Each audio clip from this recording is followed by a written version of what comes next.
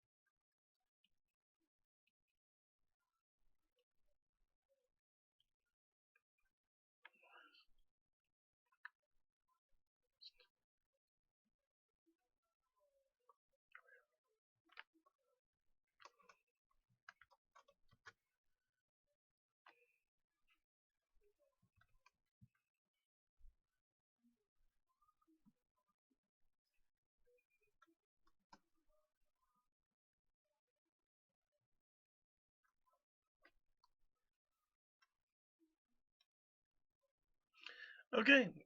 Good evening, everybody. Welcome to the latest episode of Paranormal Encyclopedia. For those of you who don't follow me on Facebook, shame on you. Look me up, the Paranormal Encyclopedia or Delaware Valley Demonology Research, both groups on Facebook. I update about the show, let you know when new episodes are coming out and things of that nature. Um, but for those of you who may not know, we are now officially moving to Monday nights, 8 till 10 or later Eastern Standard Time. The reason why we're moving to Mondays is actually real simple.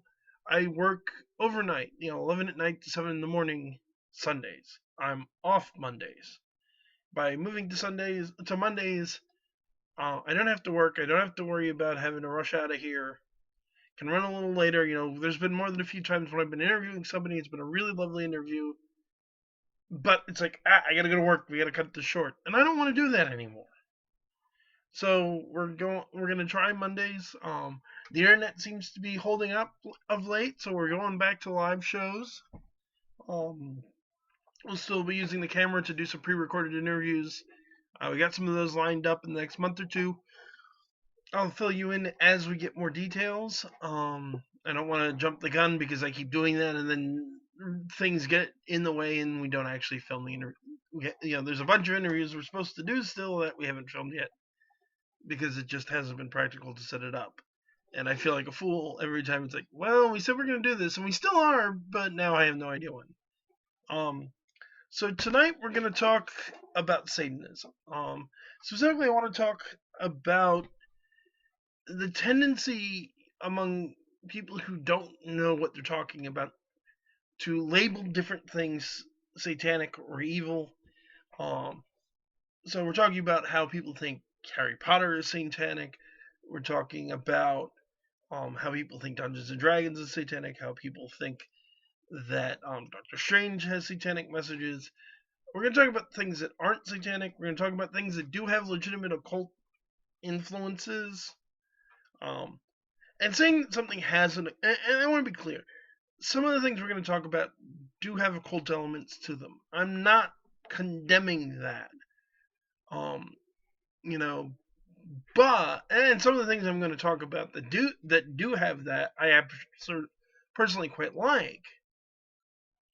But there is a legitimate point to be made if you're going to call something occult, not necessarily satanic, but occult.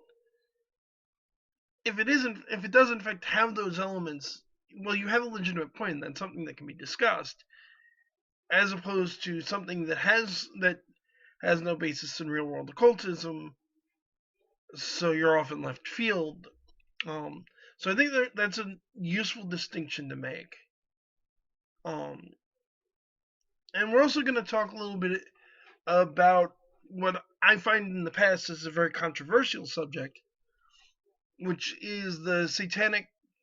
It's sometimes called the Satanic Panic, but it's the severe scare that happened in the United States in the 1970s and 80s, where they were convinced there was this widespread satanic cult abusing children and doing other things.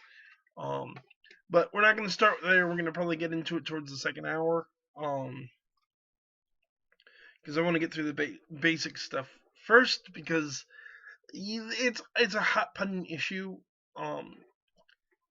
I had an article on my Examiner page before Examiner shut down about virtual abuse, and I wound up having to disable comments on it, and eventually I even took down the article just because of the amount of heat, flack, and nonsense that I got over it. People get very upset. I will say, comments on these are welcome. I'm not, critical comments are even welcome. I'm not, I will not delete your comment for saying I'm wrong. I will delete your comment if you get insulting, mocking, rude. If you can act like a civilized adult, you're welcome here, even if you don't agree with me. If you want to act like a child, you're gonna get blocked. I don't think that's an unreasonable restriction. This is not a channel for flame wars. I do monitor the comments get made on my videos. I do edit when appropriate. Okay, let's get started. People, especially a lot of Christians who have a limited understanding of the demonology aspects of theology and of actual Satanism, tend to label a lot of things satanic. Let's clarify some terms. I've talked about Satanism before and what Satanism is. But you can all go watch that if you want an in-depth discussion between Drew and myself. But to give you all a quick refresher, there's basically 4 types of Satanism, 2 of which are largely interchangeable, or very tightly related, I should say, not interchangeable. So the first type are atheistic Satanists. These are generally one of 2 groups, or somebody inspired by one of 2 groups. One is the Worldwide Church of Satan, which was started by Anton LaVey. The other is the Satanic Temple, which is a much more recent group. These Satanists do not believe in the Judeo-Christian devil. They do not believe in God.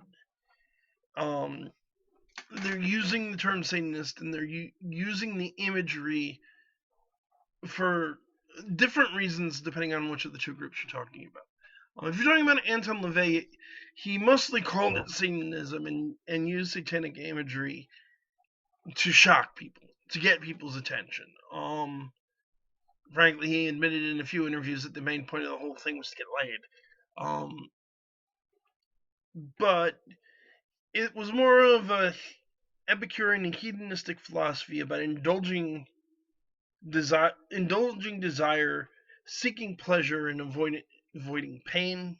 And it has a bunch of restrictions. It's not true hedonism of do whatever you want as long as you do whatever you want to do. It was okay, don't harm children, don't harm animals, don't do these, don't use drugs, don't do these things. The church to this day has a standing history of turning members in who openly to confess to criminal behavior, who talk about wanting to commit criminal behavior. They're not. I have problems with the philosophy of the Church of Satan on a theological and philosophical level. On a moral level, they're for the most part not the worst people in the world. A little indulgent, maybe. Definitely tendencies toward hedonism, but they're not murderers, they're not rapists, they're not serial killers, nor do they condone those things. the Satanic Temple, which has gotten a lot of news lately, partly for putting up a statue of Satan, partly for the ritual they did over the grave of Fred Phelps, the head of Westboro Baptist Church, to turn her gay, um, for a bunch of things they're doing in various schools. And the thing is, it considers itself, at least as far as I've read, an outgrowth of the Church of Satan, and a modern, to some extent, a modern update of the Church of Satan. And again, certainly they don't believe in Satan in the Judeo-Christian sense. They are atheists.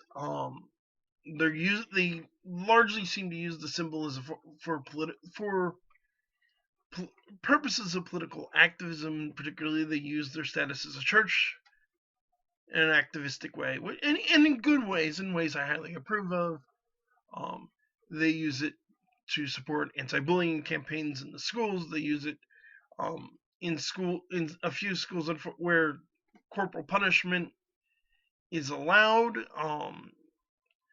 They allow students to claim to be Satanists, and therefore they have a religious exemption from corporal punishment, and other things of that nature that are actually good things that I happen to agree with. I don't particularly care for the choice of symbolism, but that's a personal issue. It's not what they're doing I take issue with. Even the statue of the Satan that they put up in the one courthouse, I want to say, I think it's silly. I think it's a little childish. But being a firm believer in the First Amendment, I support it. Just as I think that it should be allowed to have the Ten Commandments in a public property, especially if it's been there historically. On the other hand, I also think if a Satanic church wants to put a statue of the devil up, if a bunch of Buddhists want to put a statue of Buddha up, I'm good with all of that. If atheists want to put up a thing, put a table up with copies of the God Delusion, okay. The First Amendment is specifically intended to avoid the federal government, and specifically its Congress, in its original wording, from interfering with the practice of religion or favoring one religion over the other. If you allow all religions to do something, you're not favoring one religion over the other. I believe in the First Amendment, and I believe in the First Amendment as it applies to everybody, not just me. That said, there are the other two types of Satan, or three types of Satanists. The next two types are pretty much interrelated, and this is what most people think of as Satanism, which is devil worship, demonolatry. People who actually openly acknowledge that they're worshiping demons. It's also known as theistic Satanism.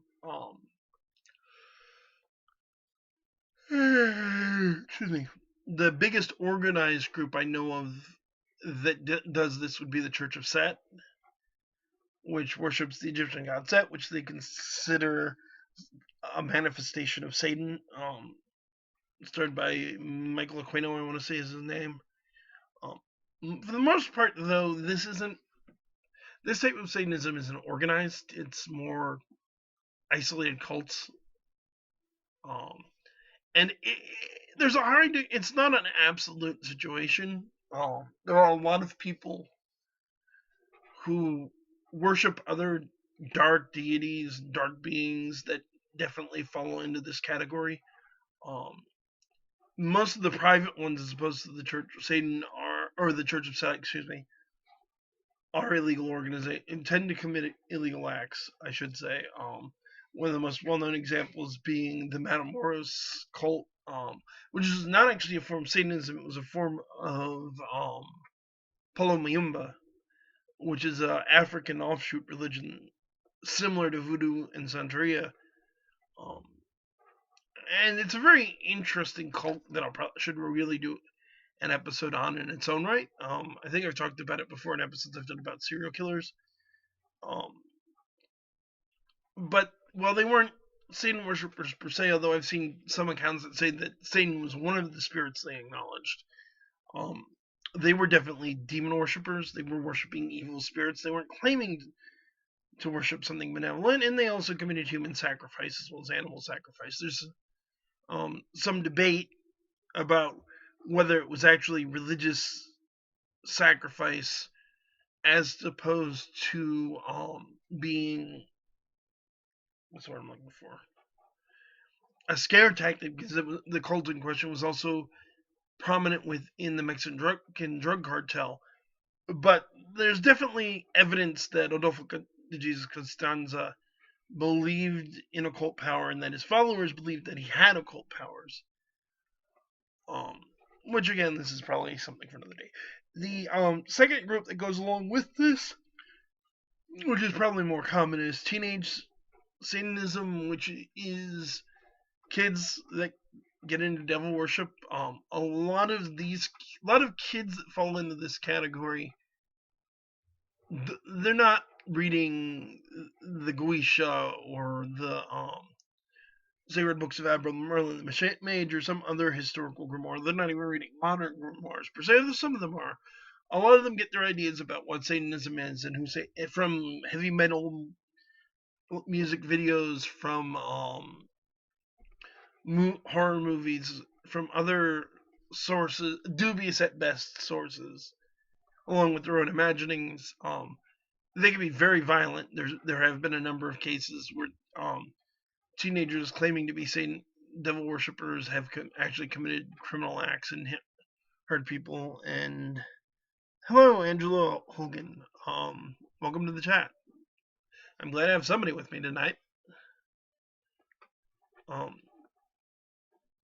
Teenage Satanists, it's often a phase. They're not often criminal behavior, particularly the torture and sacrifice of animals. Not again, these aren't absolutes. There are certain league groups that do it more as a social thing than there is a reality of what you're dealing with, is that you're dealing with teenagers, often rebellion. Usually the teenagers drawn to the occult and drawn to this kind of thing are the social misfits, the outcasts, who wind up doing it for a sense of power. And it's a common theme within occultism and magic, both white and black. Of it gives you power and it gives you the ability to do things. And when you're a kid and you don't have much power, your parents get to dictate what you do. Your teachers get to dictate what you do. More popular kids in school can get to dictate what you can push you around. It gives you some sense of control in your life, which I think a lot of teenagers are looking for. And aside from the fact that it gives you the sense of control, there's also the basic teenage need for that most of us go through, where we want to rebel against authority. And if your parents are conservative Christians, it's hard to get more rebellious than worshiping the devil. All of which leads us to the third and final group of Satanists. And I need to move on from this because this is already being a longer discussion of the types of Satanists than it was intended to be, mostly because I've been through all of this before on the channel. But the last type would be the higher end of black magician, the true black magician, in which, when you're devil worship, you worship the devil in the same way that other religions worship God or gods. And here you're not. Worship implies obedience. It implies submission. Whereas on this level, what we're talking about, there isn't that obedience. There isn't that submission. There isn't even necessarily respect. There's the sense of making a deal. Of brokering for power, of making arrangements. In the book of Genesis, in the Bible, the devil doesn't start out, the serpent, which we know from, at least in Christian theology, thanks to the book of Revelations, is Satan. The devil doesn't just go, worship me. He says, if you do this thing, you'll be like God. Um, and that's kind of what you're running into here. Is it's true black magicians on this level? They don't worship the devil; they see themselves as gods. It's a very dangerous mindset. Um, Common with a number of serial killers, and you can go back and watch other episodes where I get into this at length. But that's that level of Satanism. For the most part, when people label things satanic, they're thinking of that middle group, the group that were actually worship demons. And to be clear, what's interesting is magic is a practice you can find through all of the levels. Even a number of atheist Satanists, members of LaVey's Church of Satan, practice magic. While LaVey didn't profess any belief in the devil, he did actually, at times, profess a belief in magic. But at any rate, so with that basic framework, let's get into some of the things people think involve devil worship or think lead to devil worship. And I think the obvious place to start here, because it's one of the more recent panics that people have gotten into about this, is the Harry Potter novels. I doubt I need to explain what the Harry Potter novels are to any of my listeners. It's an insanely popular series of books, movies, and they've got a whole new series of movies coming out now. And this is because of the fact that, and the thing is, the books, as most of you I assume know, are about kids that go off to school to learn to be witches and wizards. So among Christians, there's this belief that, well, witchcraft is evil. This is clearly something satanic. This is clearly something wrong. This is encouraging children to study witchcraft. This has further been complicated by among other things, an article in The Onion, and I'll come back to that, the nature of The Onion in a second, because it gives you an idea of how silly some of this is, where J.K. Rowling supposedly, in an interview, is quoted as saying that she's a Satanist and she's delighted at the idea that Harry Potter is getting children into witchcraft. For those of you who do not know, The Onion is a satirical newspaper and a website.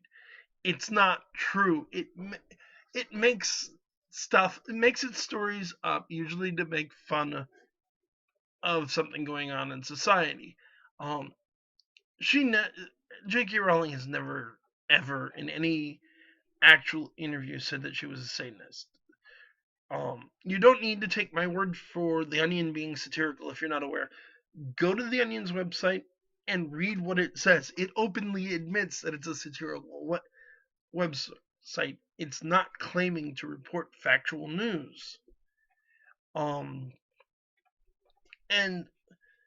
the thing is, yes, the stories involve magic. The magic occasionally has ties to real world magic, real world magical tradition,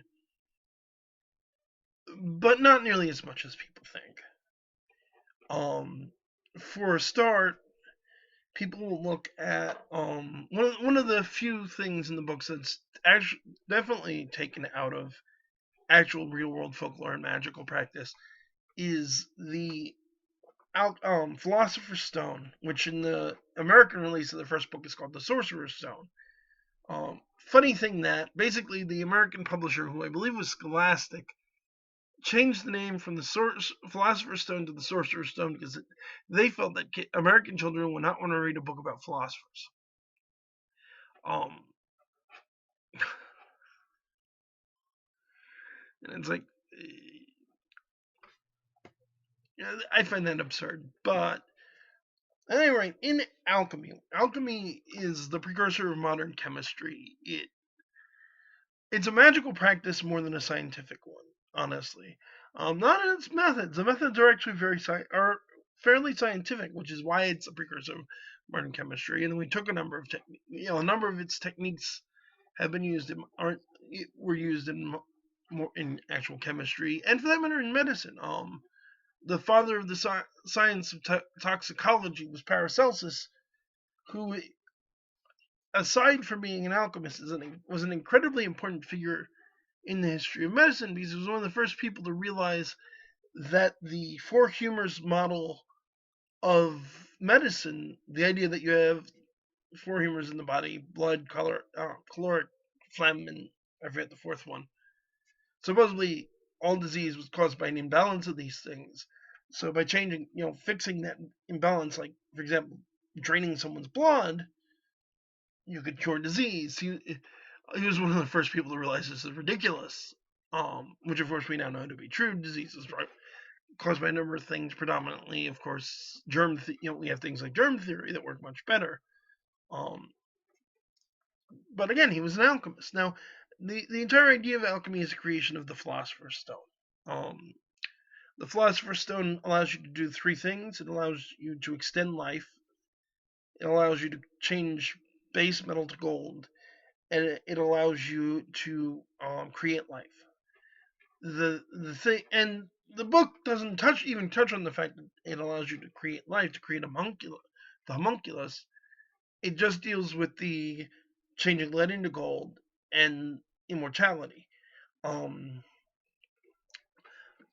which is, of course, part of the idea. And the other thing that's very neat, in my opinion, as a history buff, is that the alchemist in the book who created the Philosopher's Stone is a guy by the name of Nicholas Flamel. Nicholas Flamel is an actual alchemist. He's a real person. You can, read up on him if you're so inclined.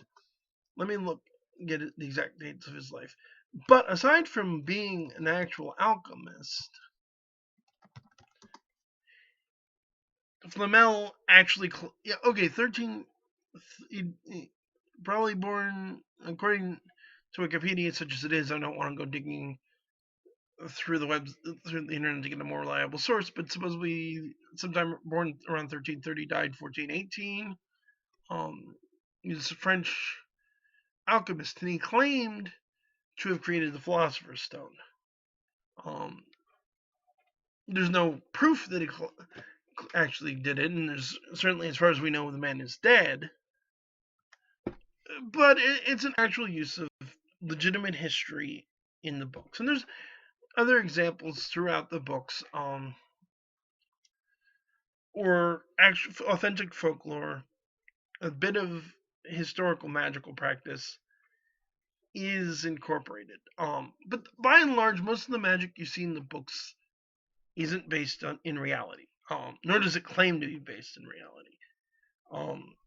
In fact, if you look, most of the spells, Wingardium Leviosa, Acacio, whatever you're trying to summon, etc. If you boil it down, what's actually going on is it's the Latin. The spells derive from the Latin word for whatever it's trying to accomplish.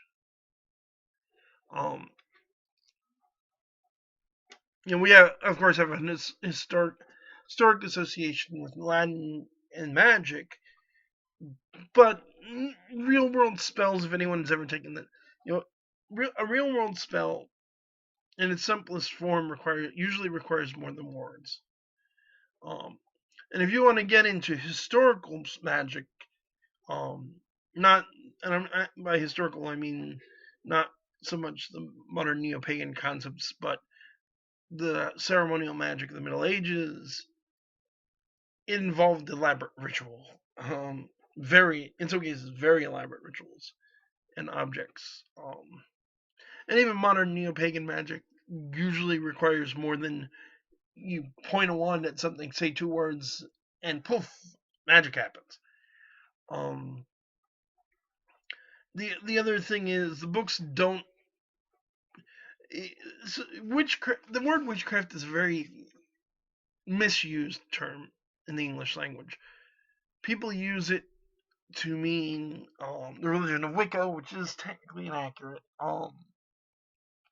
or technically incomplete. Wicca's a neo-pagan religion. Many Wiccans, though not all, practice magic and consider themselves witches, but not all Wiccans are witches, and not all witches are Wiccans. historically, the word Wicca comes from Old English word for the practice of magic, basically.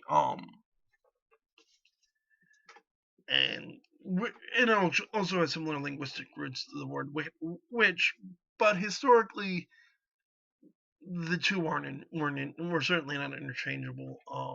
Particularly because there's no real evidence of the religion that we now know of as Wicca existing more than in the last 100 years.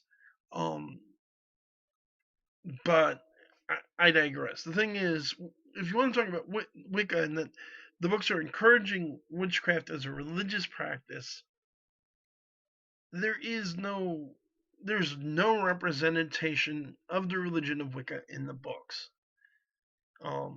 Wicca is an incredibly it's really more of a family of related religions than a single one. Because it can be intensely personal, and what one coven or individual practitioner worships and acknowledges as their goddess may be completely different than what another one does, and from a different culture time period. And this is not meant to be insulting. It's just the nature of the beast. But usually Wicca focuses on the worship of a goddess, or often a god and a goddess, although many Wiccans, at least in my experience, place a greater god emphasis on the feminine. Which you don't find, there's no mention of this in Harry Potter. The only holidays that come up in Harry Potter, the only one I can think of off the top of my head that gets regularly mentioned in pretty much every book is Christmas, which is of course a Christian holiday, not a Wiccan one. All of the other direct mentions of religion anywhere in the series, and there aren't many because it isn't a heavily religious series, are references to Christianity. And here's the kicker of it all. So as I said, the interview where J.K. Rowling admitted to being a Satanist or a witch or whatever else you've heard is a hoax. In point of fact, she makes no secret of the fact that she's Christian. Let me double check her specific denomination. But yeah, the woman herself she downplayed her religious beliefs, particularly early in the series, because she felt that it would spoil too much of the end result. Particularly because the last book in the series very much involves a lot of Christian religious symbolism, but she is a Christian. She is, a practicing Christian. She's never claimed to be anything else. She's a member. While she was writing the book, she actually attended the Church of Scotland congregation. Also said that I believe in God, not magic. But yeah, she said that she felt that if her readers knew her religious beliefs, they'd be able to predict the outline of the books, which is why she wasn't necessarily avert about it at first. So no, she's not. Could reading the books get somebody interested in actual witchcraft and magical practice? Sure, anything, but that isn't the intention of those books. And if a kid grabs a piece of a stick and starts waving it around and saying Wingardium Leviosa, it's safe to say that nothing's really going to happen. Nor if they wave it around and say Avada Kedavra or any of the other spells in the books, because they're not meant to be real books. In fact, the one general piece of advice I can give to parents who have these kinds of concern is my advice to you. What I encourage you to do is, if you're concerned about your kid reading something and how that may influence your child, read it yourself. Talk to other parents whose opinions you respect. Don't let me. Don't let other people tell you what to think. Come to your own conclusions. And educate yourself. Look at source. When somebody tells you something, look at the sources. You know, especially if somebody's saying something with absolute authority. I'm not saying this as an absolute authority. And the information I'm citing isn't secret. There are books that have brought this up already. There are books that have been written about the nature of Harry Potter and its religious connotations. And I encourage people who are concerned about their children reading this series or any other series to read it themselves and make their own decision. Make your own informed decision. Don't just be swayed by what other people say. So okay, that covers Harry Potter. Let's move on. Okay, let's hit one of my favorite hobbies. One that actually I was engaged in yesterday, and I'll be engaged in again tomorrow, which is role-playing games. Dungeon. For those of you who don't know what a role-playing game is, we're talking about Dungeons and Dragons. For those of you who still don't know what that is, it's a weird, dirty hobby where we sit around with a bunch of strange dice and argue about what non-imaginary people may or may not be able to do. It's hard to explain. If you go here on YouTube and look up Dungeons and Dragons, you can find somebody playing it. But people have an incredibly warped idea of what we do. And for decades have been saying it's evil, satanic, of the devil. And most of and this is another example of people who have no idea what they're talking about, who know nothing of actual occultism, making bizarre claims.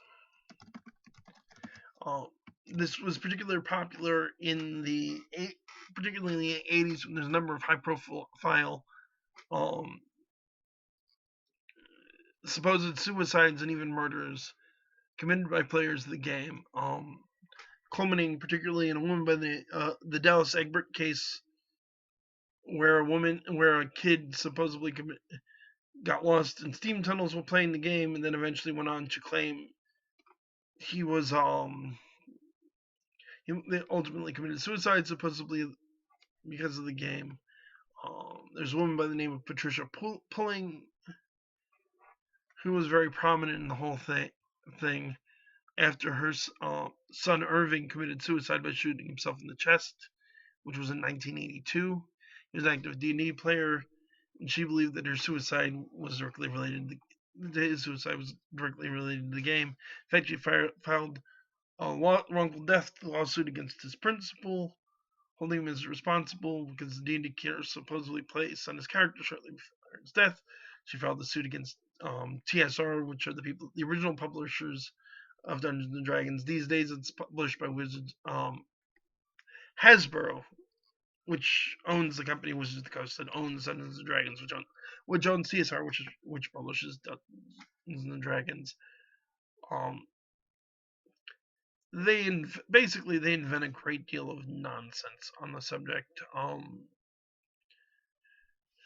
Supposedly, it includes the worship of Satan. It includes real magic. Let me see. I'm gonna try, just for people who aren't familiar. I want to look up an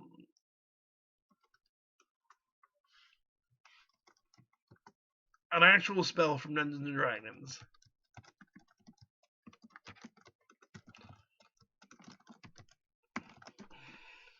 From first edition. If I can find it. One of the most famous, in fact, is what I'm looking for. Here we go. Eric's Druids.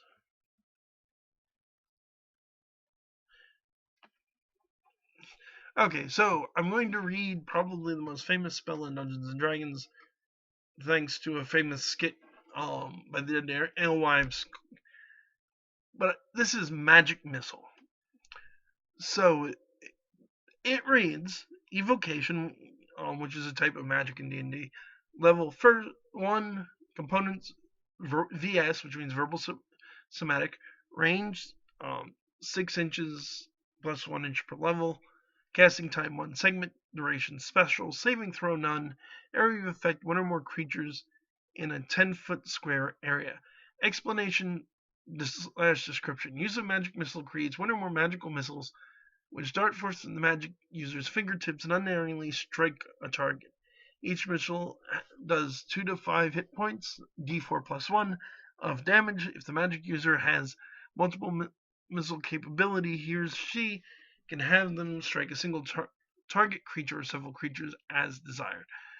For each level of experience of the magic user, the range of the magic missile extends 1 inch beyond the 6 inches base range. For every 2 levels of experience, the magic user gains an additional missile, 2 at 3rd level, 3 at 5th level, 4 at 7th level, etc. That's the Dungeons and Dragons spell. The closest, the verbal somatic component. So spells in D&D you need one to three, one or more of the following criteria things to cast it: verbal component, somatic component, material component. A verbal component is words your character says. Somatic is gestures your character makes. Material is a physical thing, like a bit of bat guano and one of your hairs. The thing is, what those words are, what those gestures are, isn't mentioned anywhere in any of the books. Even while the somatic components are mentioned, they're usually somewhat funny, fairly random things. And it's never just the material component. You have to say something, you have to make a gesture. So, if you want to try and cast a magic missile based on the set of directions I just gave you, good luck! That isn't how magic works, people. There's also this confusion of, well, but you're casting spells. No, you're not. In Dungeons and Dragons, you are taking on the role of a fictional character, similar to in a play, except where in a play you get up and wear costumes and act things out. Usually, in Dungeons and Dragons, you're sitting around a table and rolling dice, and generally not wearing costumes. There is live action role play, which does actually involve getting up and walking around, but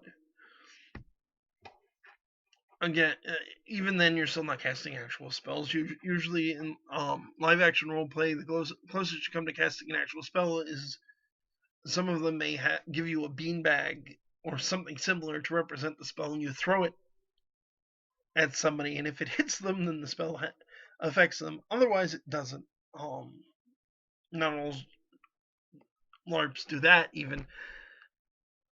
But that's it. Your character is doing. There's a distinction between your character is doing this thing you are not. Just like if you're in a play and you're playing Merlin and Merlin casts a spell, you're not actually casting a spell. It's part of a play. It's understood that it's fictional. There are people that blur the line between fantasy and reality. It is a real thing. It does happen. It's not common. Most of the more famous cases where supposedly D&D probably all, you're dealing with, they were involved in other things. A number, some of them were white supremacists. Let me just look that up.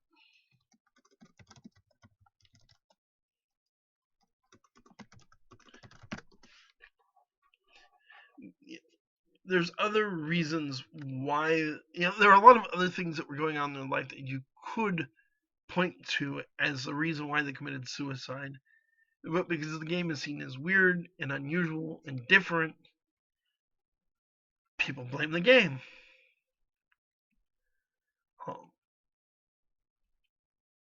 It doesn't actually make people say. The healthy, normal minds are not going to commit suicide because they play the game. people who have issues can have more issues. It is possible. Um, Probably not all that common. And again, yet again, this is something where I encourage people listening to do your own homework and educate yourself about these things instead of simply taking my word for it. Um,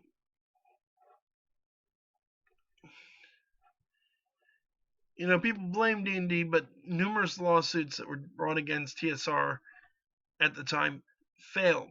They were mostly dismissed. Further, studies that have been done by and again, by a number of psychologists, by the CDC, have never found a causal link between role-playing games and violence or suicide. It's a myth. There's no basis to this. Sometimes I have, when people really get wrapped up in these ideas, and doing this makes you say, makes you evil or makes you commit suicide. I have to seriously question their understanding of the difference between fantasy and reality.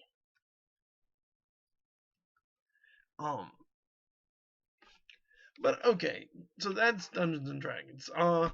Let's talk about a more recent example that I've seen. A movie I happen to personally like.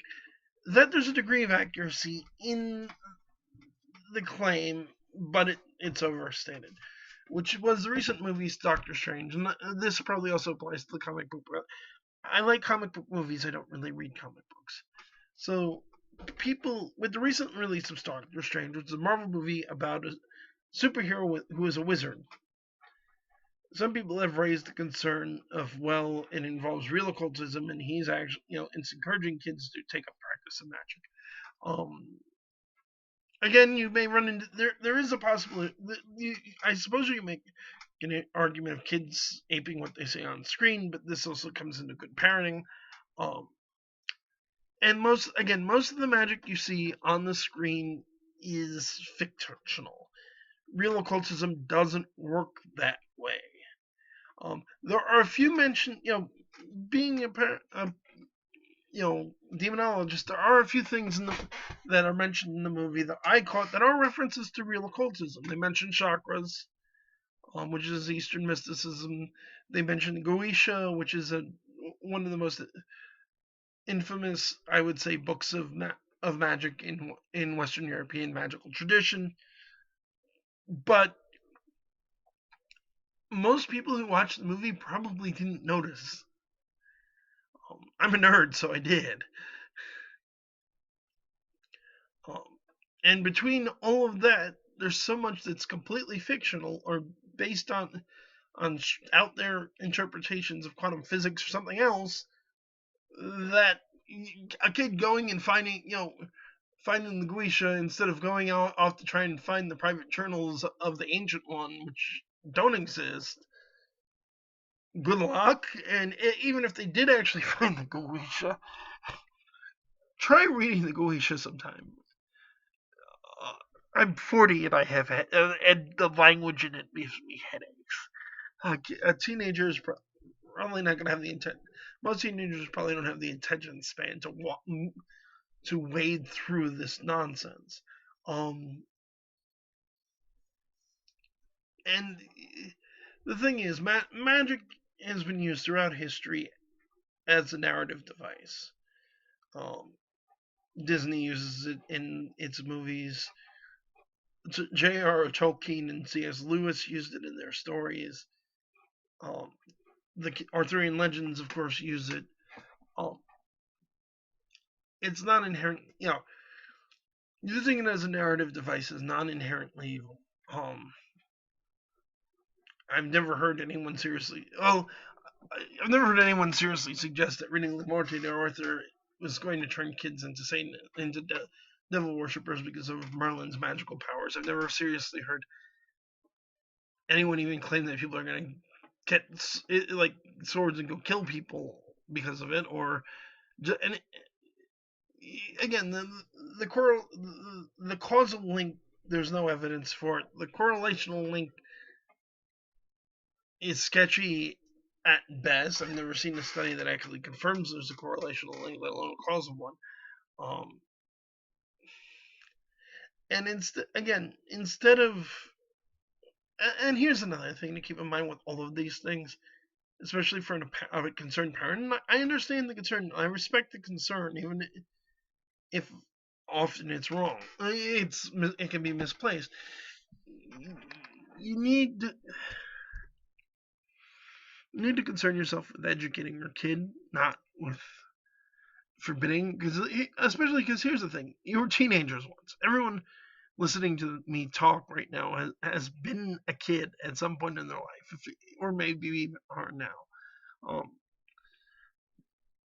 Human psychology in general, and child psychology in particular, you tell somebody not to do something, sometimes you make them more inclined to do it.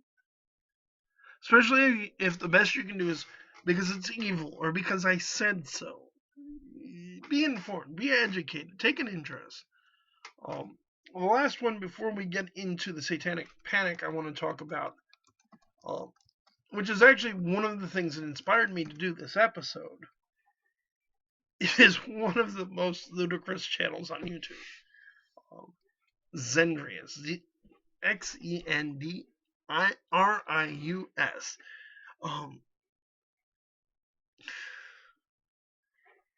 This is physically painful to talk about. It's just so stupid. Long story short, he's convinced that magicians, and when I say magicians, I mean stage magicians. We're talking David Copperfield, David Blaine, Chris Angel, Yif, who's a prominent Chinese magician, and a very good one, I might add.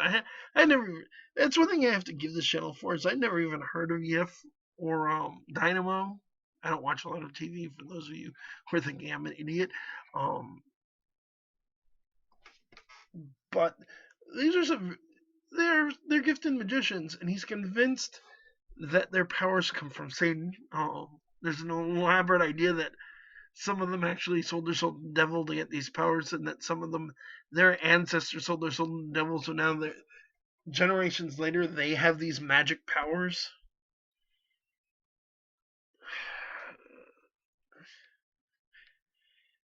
It doesn't work that way. It really doesn't. You can't just magically zip around a room. Even actual occultism takes ritual. It takes time. You don't just snap your fingers and zoom, fly like Superman. More fundamentally, aside from the fact that Xendrius has a profound ignorance of anything resembling real-world occultism or Satanism, the tricks have explanations. All of the tricks on this channel have explanations, and having argued with them for no sane or rational reason,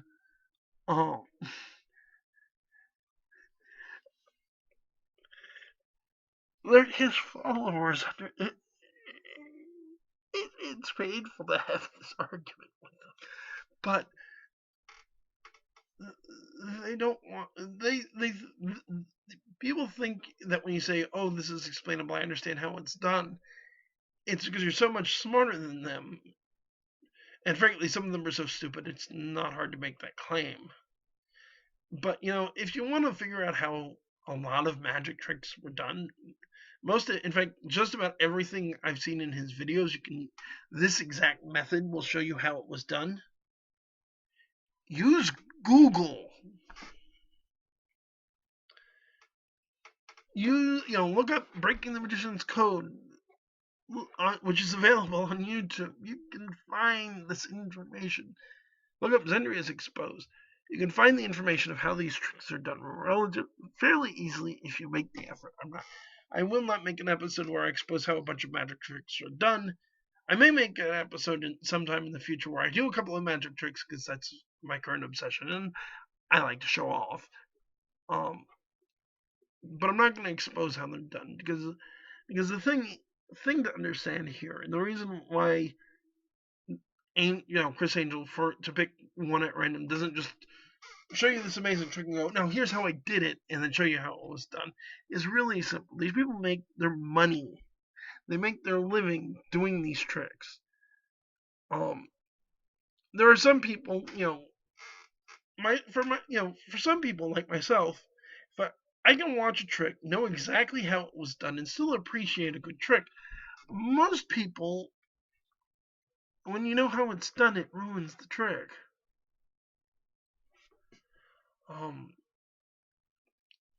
It's not, to use an example that most people probably know of,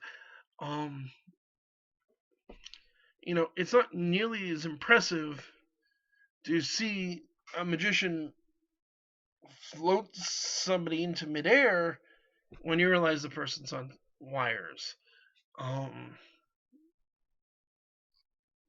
And yeah, believe it or not, that's often a technique that's used.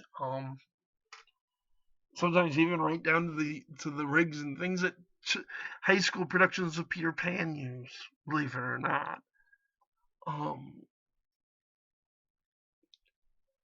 Further, aside from that aspect of why they don't tell you, there's a legal side of it too. A lot of these tricks are patented,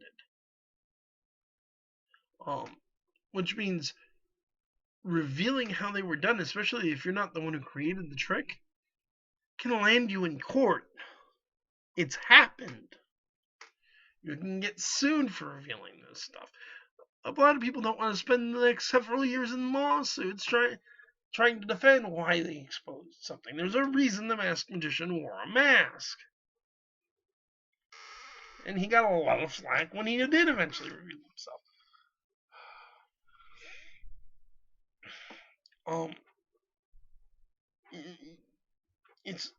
There are things out there that involve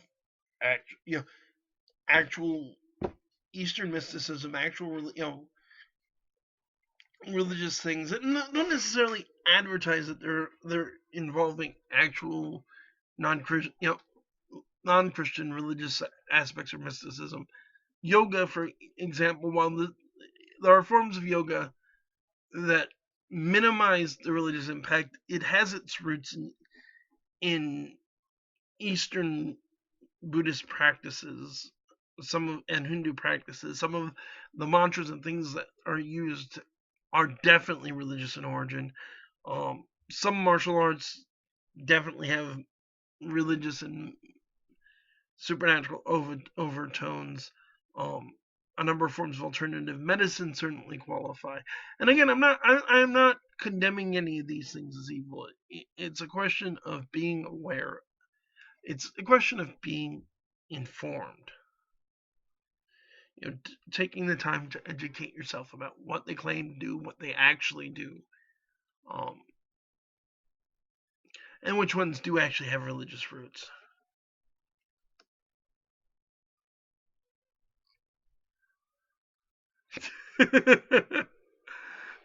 So Laura Ruin comments, anyone who wears black is satanic, because when I went to church, the paintings of Jesus showed him wearing white robes. So the opposite of white is black. So white clothing equals good, black equals Satan. That's a good one, Lord Ruin. Which is, I guess, the last thing before we get into the satanic ritual abuse scare is the goth subculture. There's, for anyone who's not aware, there is, and if you're not aware, that's weird. There's definitely a subculture in the United States known as goth, and it's worldwide. It's not just in the United States, that considers itself goth. It tends to use dark imagery, that often gets labeled as satanic, and they're not. There are goths that consider themselves Satanists, there are goths that consider themselves neo-pagans, there are goths that consider themselves Christian. It's more of a visual aesthetic and a musical motif, because goth is actually originally a musical outgrowth of punk, I want to say. The way that Aurelio Voltaire described it once in an interview on CNN that I saw was that punk kind of grows out of a mindset of the world. world is really sad. And that makes me angry. And then he said that the world is really sad, and the world is really screwed up, and that makes me sad. But I know a lot of goths. I go to goth conventions. I do not consider myself goth, if anyone's wondering. But for the most part, they're not more inherently evil or satanic than anybody else. It's a style, and forget any of my goth friends out there, and I have a number of them. If you feel I'm bungling this by calling it a style, or an aesthetic, I apologize. I am not in any way trying to be disrespectful. I'm mainly making the point that it isn't inherently any better or worse than anything else. And it's hard to think of a. It's hard for me, at least, to think of a word. There's a better word to describe the subculture. Especially because, at least in my experience, there's such a range of people who consider themselves goth out there. There's the stereotypical, very depressed, mopey type of goth. There's the much more upbeat types of goth, generally pleasant types of goth, and it's people brought together by common interest in love. It's not a single unifying, necessarily as overwhelmingly unifying. But okay, so let's talk about when all of this goes really sideways, and what's commonly called the Satanic Panic, or the Satanic Ritual Abuse Scare. So, through the 1970s and 80s, people became convinced, and actually continued into the 90s to a point that by then, at least, it started to fall off, that there was a huge network of Satanists that were working in the United States and doing horrible things, and supposedly manipulating media and manipulating the government. Some of the earlier points that started with this idea that they were secretly recording, satanic messages back in music, in backwards masking, most of which is very silly and just an outgrowth of this whole idea that all the things that we've spent the last hour talking about are satanic.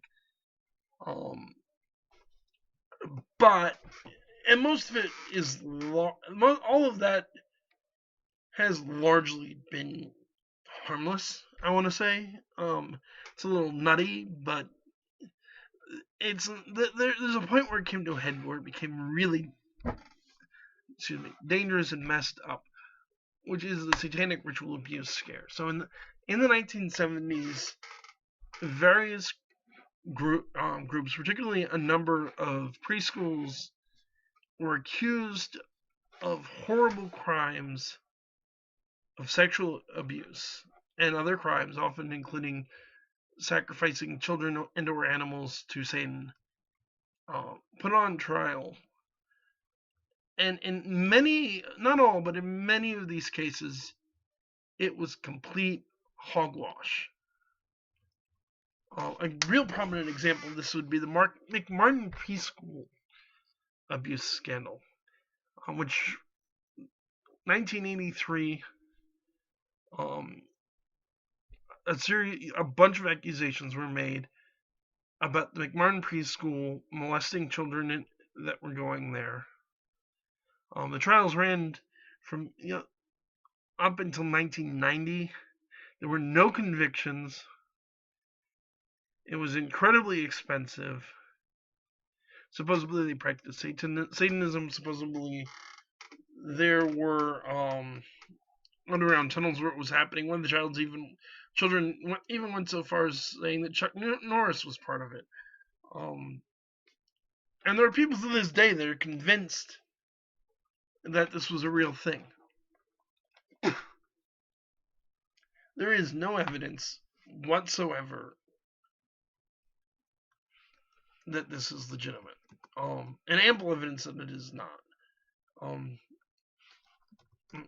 Just again, power of the interwebs to get specific information to be as factual as possible.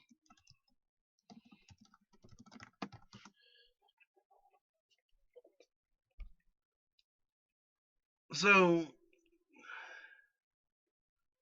all these accusations were made. These kids remembered being abused, made some extremely strange claims as well.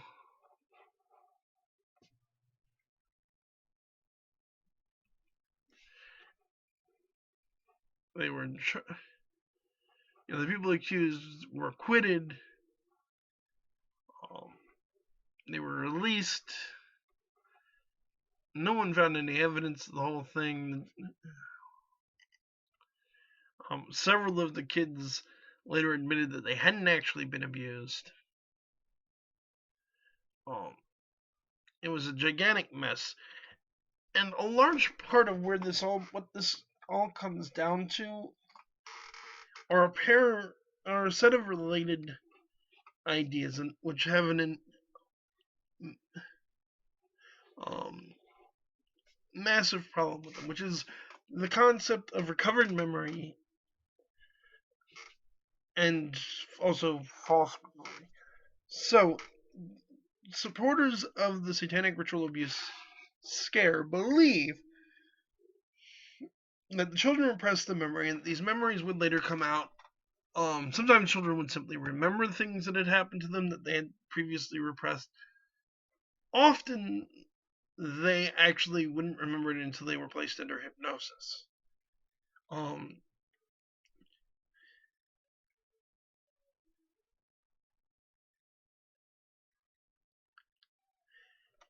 Here's the thing. Memory doesn't work that way. It doesn't. There is no scientific backing for the idea of recovered memories. Especially not, and I want to be careful in how I word this, but particularly the idea of recovered memories through hypnosis is hogwash. There are legitimate uses for hypnosis, and I am not claiming that there are not, because there is actually good science that can be beneficial in a number of ways. But the idea that you can use it to bring back these suppressed memories, again, it doesn't work that way. Worse still is that under certain conditions, hypnosis is one. But you don't even need hypnosis. Under intense questioning, you can make someone remember something that never happened.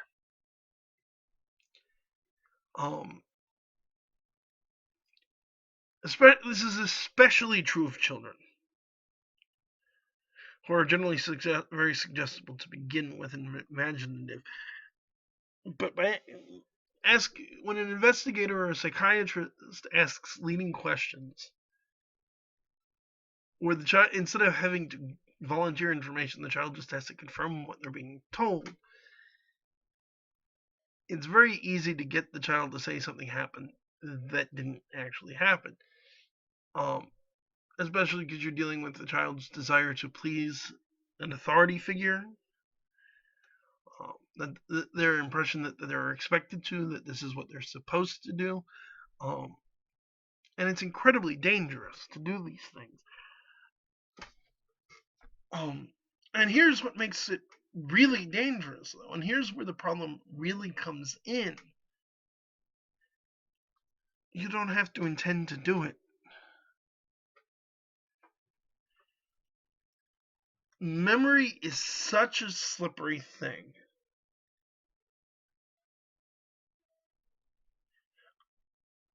And I would not agree that hypnosis is a pseudoscience. There is actual scientific evidence that there are benefits to hypnosis. They get exaggerated, but there are things hypnosis can do. There are things hypnosis can't do. but a lot of people claim. And the recovered memory is decidedly pseudoscience at best. But here's what's really interesting. And I recommend doing some research because in my opinion, it's a fairly interesting subject in its own right. But people have memory isn't what people think it is. People tend to think of memory as this record of events, but memory, particularly distant memory, because a number of the accusations weren't made by children, they were actually made by adults who didn't remember this until years after the fact. But there's a great TV show, and if you don't watch it, I recommend it, called Adam Ruins Everything. And Adam did an episode called on the criminal justice system. And he talks about memory, and he actually cites a number of good studies in it. But he talks particularly about the fact, he makes a comparison. I think it's a fair comparison.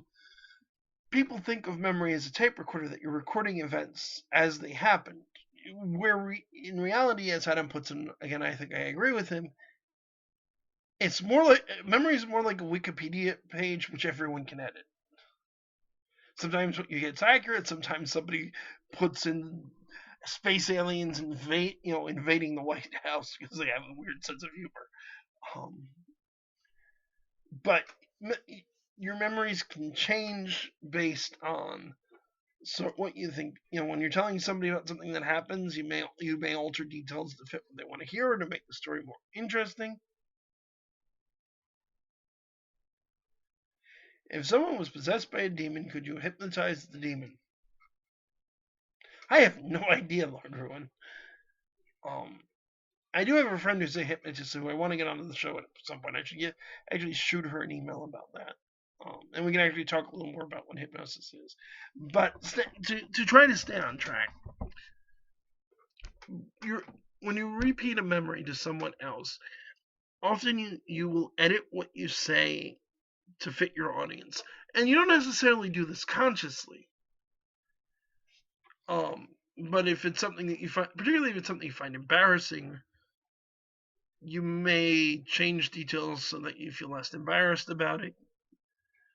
And the thing is, if you retell the story enough times, and each time you're changing details, eventually you stop remembering the story and stop remembering the event, and you're just remembering the story.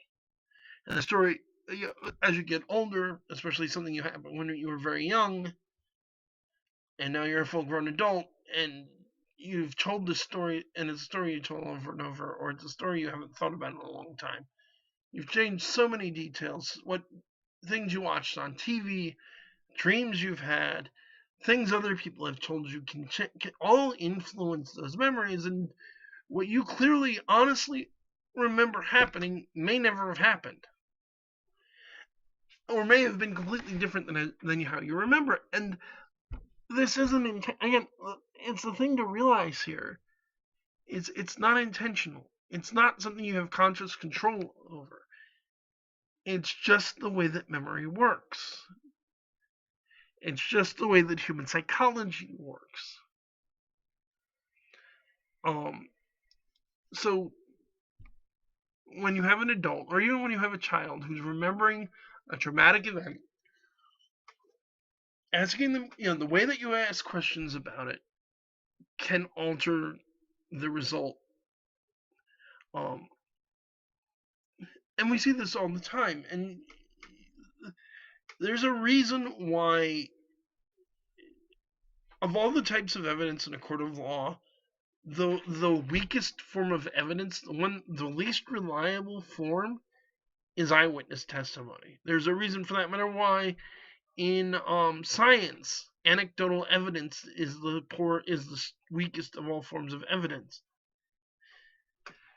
People get mistaken. People remember things incorrectly. You need, ideally,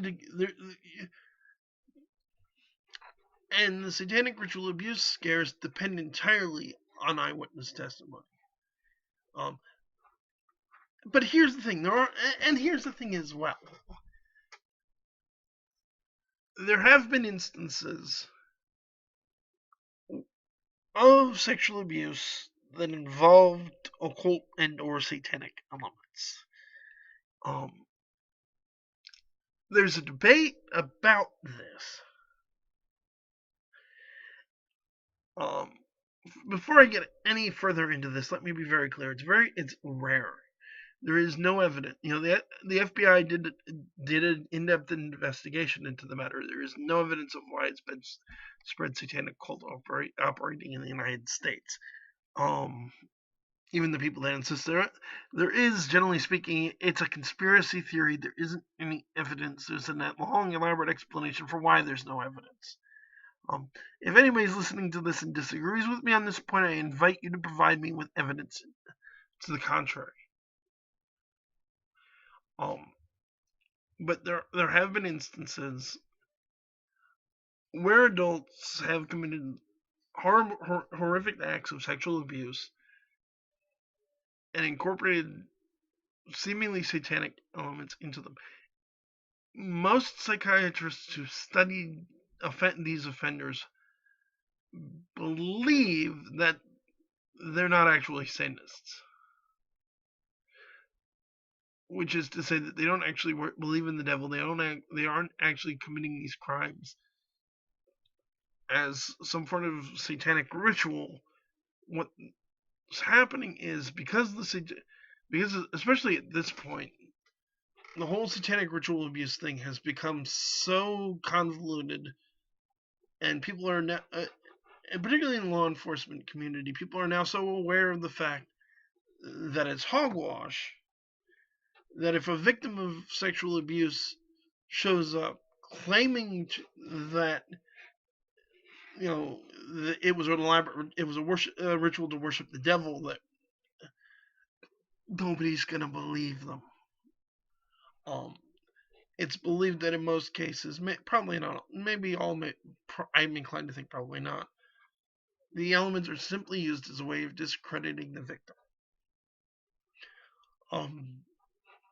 To which I feel the need to point out, this doesn't mean we should ever dismiss.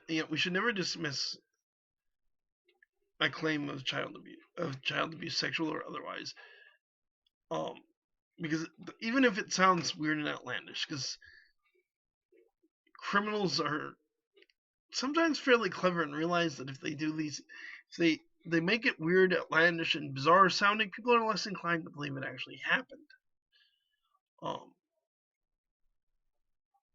But there needs to be as thorough an investigation as possible.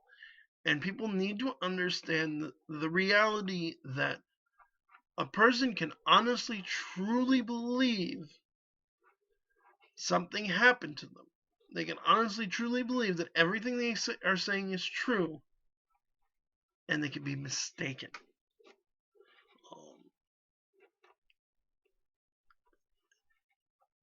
And it becomes very dangerous it is very dangerous to blindly accept eyewitness testimony. For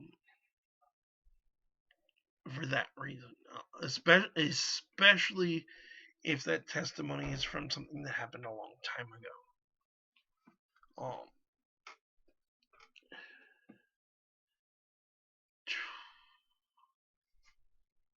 And again, I know there are people who disagree with me on this, and that's okay. Again, I welcome comments, I welcome criticism.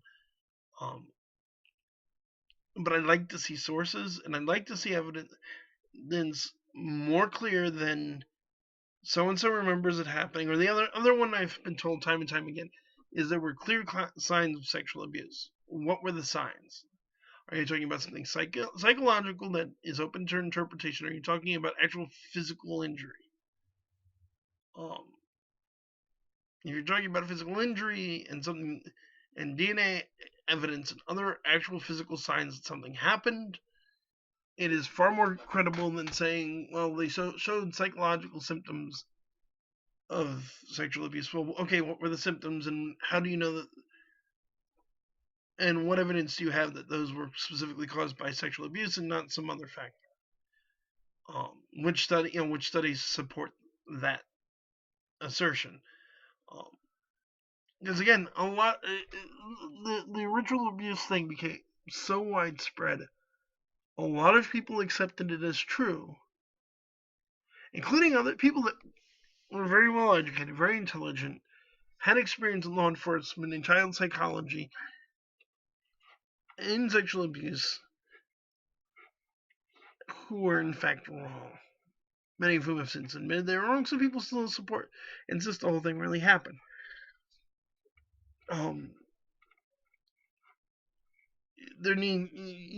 need hard evidence something happened, especially if it's something that happened to them 10, 20 years ago. But okay. I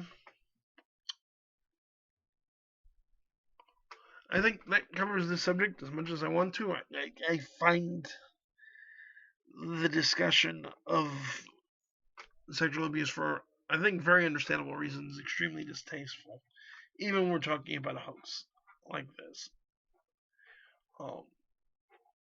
It's worth noting, Lord Ruin, one of our frequent listeners, pointed out that the ritual abuse scare very much came to resemble a modern day Salem witch hunt. And I agree with him.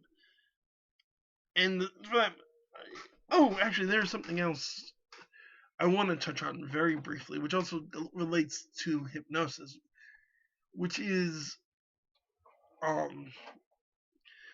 in something I've seen argued, and I think there's some truth to, in the modern version of the satanic ritual abuse scare, which so far is not nearly as dangerous, thankfully, but the evidence is equally shaky, which would be the alien abduction phenomenon. Again, you have memories. I've spoken about my opinions about alien life coming to Earth before. Most if not all instances of alien abduction, I think, are imaginary. Which isn't to say that people are lying. It relates again to everything we've talked about tonight about a recovered memory and leading questions. Because again, a lot of people who claim to have been abducted by aliens only remember the abduction under hypnosis, which immediately brings into question the reliability of the memory. Here's the part that's worrying. So, on the whole, okay, if people are now believing they were abducted by space aliens instead of sexually molested by devil worshippers, okay, it's weird, but nobody's going to prosecute these aliens for sexual molestation, rape, or abduction, or kidnapping. And actually, if you found them to do any of those things, that'd be a whole different, very interesting conversation. So it's not as potentially devastating as the satanic ritual abuse scare. But, and there's a giant caveat here, there is a school of thought that alien abduction is in fact the brain's way of processing repressed memories of sexual abuse.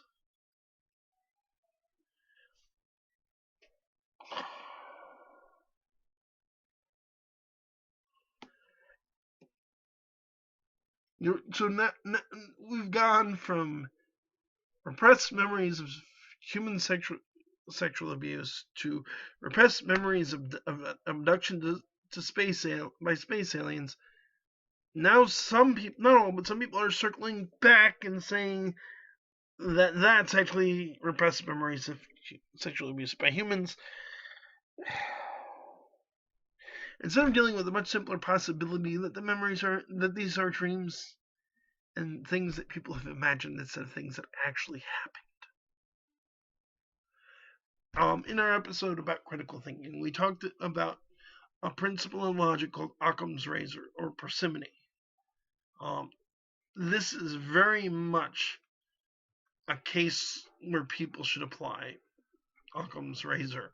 On the one hand, you have the idea that maybe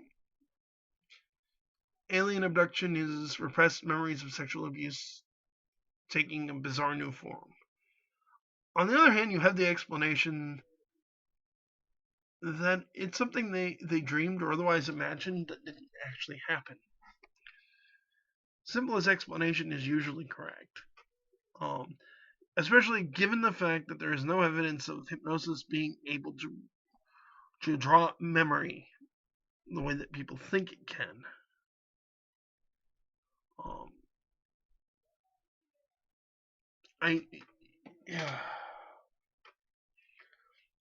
Again, it's hogwash. And while it was originally relatively harmless hogwash, trying to use dubious, to put it politely, memories of alien abduction to potentially prosecute violent crime in the absence of legitimate evidence is a very dangerous idea. People can remember something honestly, can report something honestly because to the best of their knowledge and memory it actually happened, and be wrong. This all goes into what I've been saying all night and has been a recurring theme of this show since the first episode over a year ago. Do your research. Don't take anything on faith. Don't take these things on faith. Educate yourself. Investigate claims. Look into it and draw your own conclusions.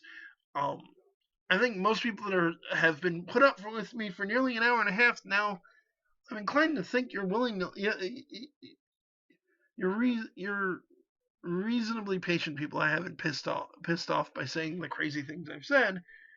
I'm inclined to think you're also fairly intelligent. Most of you are probably fairly intelligent folks.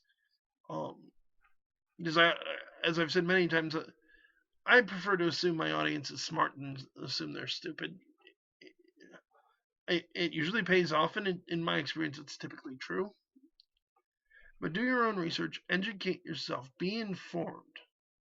Don't take any one person's, myself included, word as absolute truth on any of these subjects. That's a very dangerous path. I could be completely wrong. And I am not Messiah, prophet, nor religious leader. I'm a guy with a bunch of opinions, experiences, and research on a bunch of topics here to talk about it. I am not here to tell you absolute unvarnished truth. I am sure there are things I've talked about on the show before that I'm wrong about. Just because of the fact my name is Kevin Mears. I am not Lord Jesus. I am not God. I am not infallible. Which is also, again, why I do welcome your comments, and even constructive criticism, as long as you can keep it civil. I think I'm going to wrap it up for tonight. I want to thank everybody for listening. Please tune in next Monday. So for those of you who missed the announcement at the beginning of the game, we are now officially moved to Monday nights starting at 8 p.m. The main reason for the change is that I work 11 at night to 7 in the morning on Sundays, and it was too much of a pain in the neck to try and do the show and then run off to work. So now I'm going to just do it on Mondays because I'm off on Mondays, and I can sit and I can talk as long as I want to talk and not have to worry about running off to work. And Lord Ruin says the only man who was infallible was Lou Gentili, and I love Lou dearly, but the man was hardly infallible. The only man who is infallible would be, in my opinion, as a Christian, Lord Jesus Christ. But all of that aside, please, if you've enjoyed this, I ask you to like, comment, and subscribe. If you need to reach me, there should be a message option on the page. Feel free to do so. I will try to get back to you. You can also just look me up as the Paranormal Encyclopedia or Delaware Valley Demonology Research on YouTube. And I'll be happy to take your questions, comments, concerns. If you have somebody you think would make a great guest you want to talk to me about, feel free. If you have something you want to ask, you can always ask me in chat. You're free to use those, or you can email me at kevinm.paranormalencyclopedia@gmail.com, or go to our never used website, which is paranormalencyclopedia.webs.com. I am available for questions and comments, and I'm happy to help if I can. But that's it for tonight. I want to thank everybody for tuning in, and I shall see you all next week.